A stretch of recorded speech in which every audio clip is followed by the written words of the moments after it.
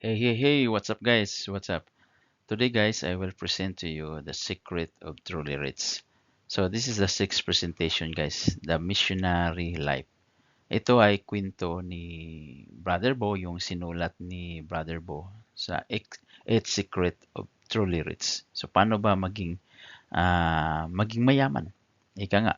So, ito yung sulat niya sa book, pero ang ginagawa ko ay iniisa-isa ko through presentation slides.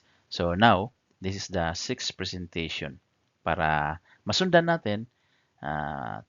Panoorin nyo yung number 1 hanggang number 6 sa aking social media. Okay?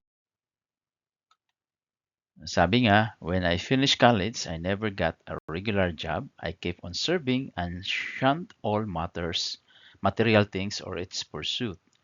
I built communities, wrote Christian magazines, published spiritual book, and organized a home for the AIDS. Okay? So how did I survive?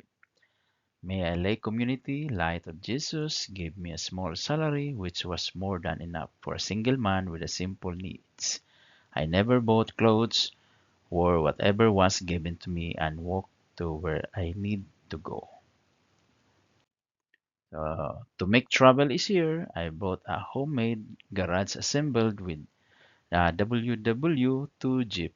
So assembled siya. It was perfect for growing my hamstring muscle because I had to push it almost every day because it usually didn't like to start. So, yun ang sulat niya, guys. Okay?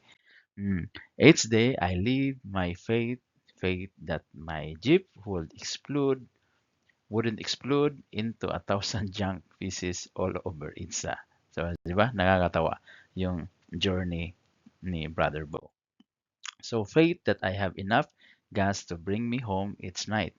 Faith that I will die of hypertension because of my Jeep surprises. So, yun yung story niya. So, inisa-isa natin by presentation para maintindihan natin o ano yung mga sinusulat niya.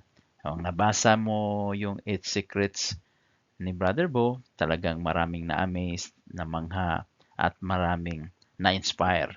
So, nagkaroon sila ng investment. Okay? So, what are you going to do? So, don't forget to like and subscribe. See you in the next presentation. Okay? Thank you, guys.